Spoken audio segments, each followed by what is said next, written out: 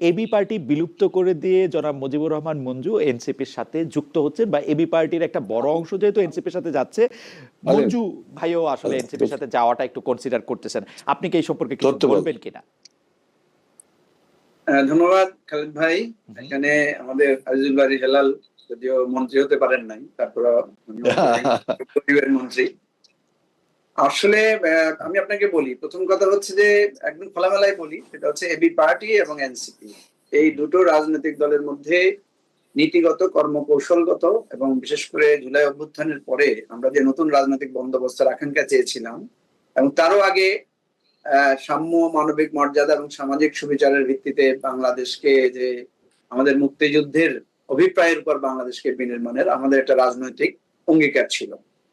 তো আপনার মনে থাকার কথা, আপনি আমাকে একটা শোতে তখনও এই আলোচনাটা এসেছিল, সেটা হচ্ছে আমরা কিন্তু নির্বাচনের আগে এবি পার্টি, এনসিপি এবং রাষ্ট্র সংস্কার আন্দোলন আমরা একটা অ্যালায়েন্স করেছিলাম, এবং আমাদের পরিকল্পনা ছিল যে আমরা বিএনপি এবং জামাতের জোটে যাব না, আমরা আলাদা একটা সক্রিয় জোট করব, এবং সেখানে গণতন্ত্র মঞ্চকে আমরা আমাদের সাথে চেয়েছিলাম, মান্না ভাই, সাকি, তারপরে আপনার নুরুল নূর সহ আমাদের মধ্যে একটা আলোচনা চলছিল।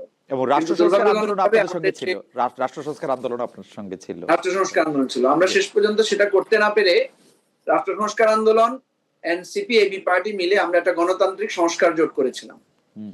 তো সেটা আপনি জানেন যে গণতান্ত্রিক সংস্কার জোটটা আমরা টিকিয়ে রাখতে পারি নাই।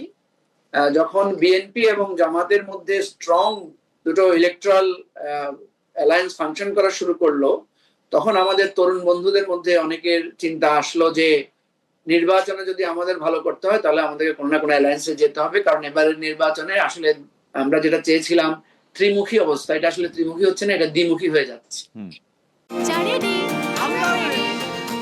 চা মানে লাইফটা ভরপুর, চা মানে ইস্পাহানি মির্জাপুর। তো প্রথমে এনসিপি বললো যে তারা যে কোনো একটা জোটে যেতে চায়, পরে আমরা আমাদের পার্টির সাথে আলোচনা করে আমরাও শেষ পর্যন্ত এনসিপির সাথে একই সাথে আমরা জামাতের জোটে গেলাম। বিএনপির জোটে আমরা যেতে চেয়েছিলাম, কিন্তু সেই জোটটা হয় নাই বিভিন্ন কারণে, সেটা যদি আপনি জানতে চান আমি হয়তো আর পরে কখনো বলবো। এখানে যে কথাটা এখন আসছে যে এবি পার্টি এবং এনসিপি যেহেতু একই চিন্তা ধারণ করে এবং জুলাই অভ্যুত্থানটাকে আমরা একটা নতুন বাংলাদেশের অভিপ্রায় আকারে হাজির করেছি, সুতরাং আমাদের মধ্যে একটা মার্জিং এর আলোচনা কেউ কেউ করেছেন।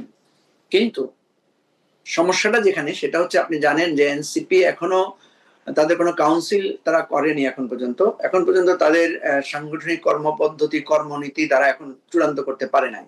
আমরা কিন্তু একটা কাউন্সিল করেছি এবং কাউন্সিলের মধ্য দিয়ে আমরা কিন্তু নতুন নির্বাচন করেছি এবং আমাদের গঠনতান্ত্রিক ভাবে দলটাকে পরিচালনা করার জন্য আমরা চেষ্টা করছি।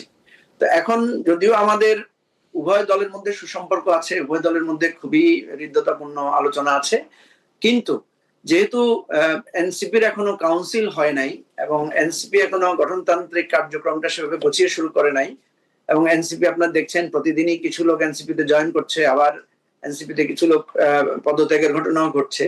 তো এই আলোচনাগুলো আমাদের মধ্যে চলমান আছে, এখনো আমরা এই ধরনের কোনো সিদ্ধান্ত নেই নাই, এবং আমি মনে করি যে এটা আরো একটু রিফাইন ওয়েতে আলোচনা করতে হবে, কারণ আমাদের অনেক শুভাকাঙ্ক্ষীরা আছেন যারা আমাদেরকে পছন্দ করেন, তারা বলছেন যে একই ধারার দুটো দল না থেকে আপনারা একই দলে রূপান্তরিত হতে পারেন কিনা।